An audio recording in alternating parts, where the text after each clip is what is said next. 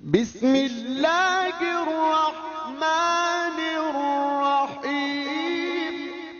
اعوذ باللہ من الشیطان الرجیم بسم اللہ الرحمن الرحیم الحمد لأہلہ والصلاة علی اہلہا اما بعد۔ آج ہم قرآن مجید کے ساتھ شب بیداری کا ثواب بیان کریں گے۔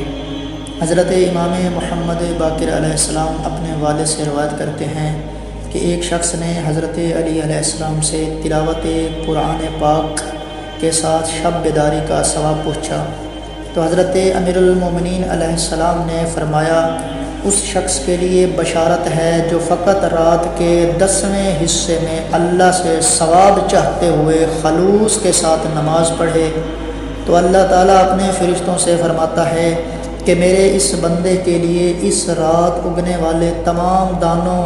تمام پتوں، تمام درختوں، تمام کلیوں، تمام گوشوں اور تمام چراگاہوں کی تعداد میں اس میرے بندے کے حصے میں حسنات کو لکھ دو، نیکیاں کو لکھ دو۔ پھر مولا نے فرمایا، جو شخص رات کے 9ویں حصے میں نماز پڑھتا ہے تو اللہ تعالیٰ اسے 10 مستجاب دعائیں عطا کرے گا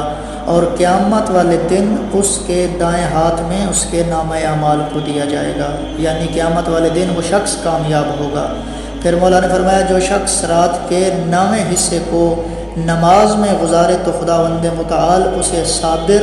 اور نیک شہید کا ثواب عطا کرے گا اور خاندان کے متعلق اس کی شفاعت کو قبول کرے گا، یعنی اگر وہ شخص اپنے خاندان کی شفاعت کرنا چاہے تو اللہ رب العزت اس کی شفاعت کو قبول کرے گا اور اس کے خاندان کو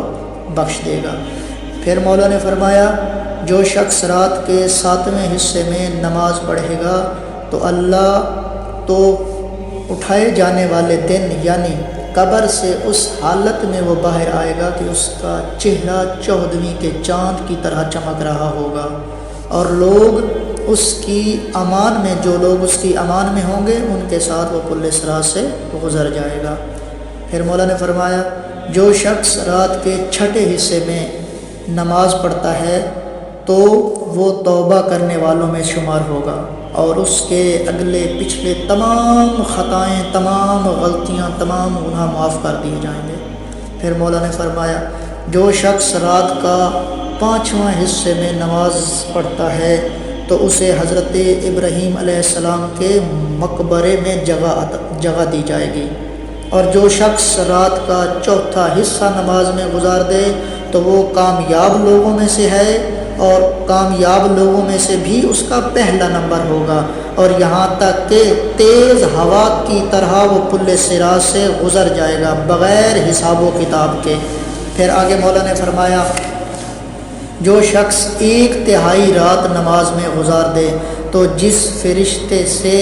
بھی وہ ملاقات کرے گا وہ فرشتہ کہے گا کہ کاش میرا بھی اللہ کے نزدیک یہ مقام ہوتا، اور اسے کہا جائے گا کہ جنت کے 8 دروازے ہیں، جس سے چاہو جنت میں داخل ہو جاؤ۔ پھر مولا نے فرمایا، جو شخص آدھی رات نماز پڑھتا ہے اور اگر اسے 70,000 مرتبہ پوری زمین سونے سے بھر کر عطا کر دی جائے وہ بھی اس کی جزا کے برابر نہیں ہو سکتی۔ اس کے عمل کا ثواب حضرت اسماعیل علیہ السلام کی اولاد میں سے 70 غلام آزاد کرنے سے بھی بڑھ کر ہے۔ پھر مولا نے فرمایا، جو شخص 2/3 شب نماز پڑھتا ہے تو اسے ریت کے ذرات کے برابر نیکیاں عطا کی جائیں گی، اور اس میں کم ترین جو نیکی ہوگی اس کا وزن کتنا ہوگا کہ اس کی کم ترین جو نیکی ہوگی اس کا وزن احد کے پہاڑ کے 10 احد کے پہاڑ کے برابر ہوگا۔ پھر مولا نے فرمایا، جو شخص پوری رات نماز میں گزار دے، پوری رات عبادات میں گزار دے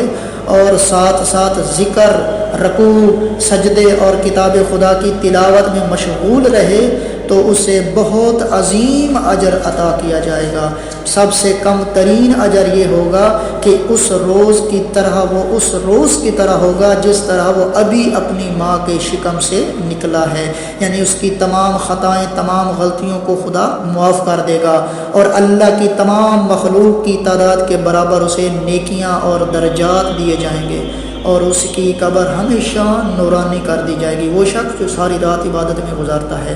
اور گناہ اور حسد اس کے دل سے اکھاڑ پھینکے جائیں گے،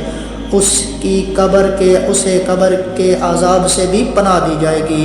اس شخص کو جہنم سے برات عطا کر دی جائے گی، اور یہ شخص آمنین کے ساتھ اٹھایا جائے گا۔ اور اس وقت اللہ تعالی ملائکہ سے کہے گا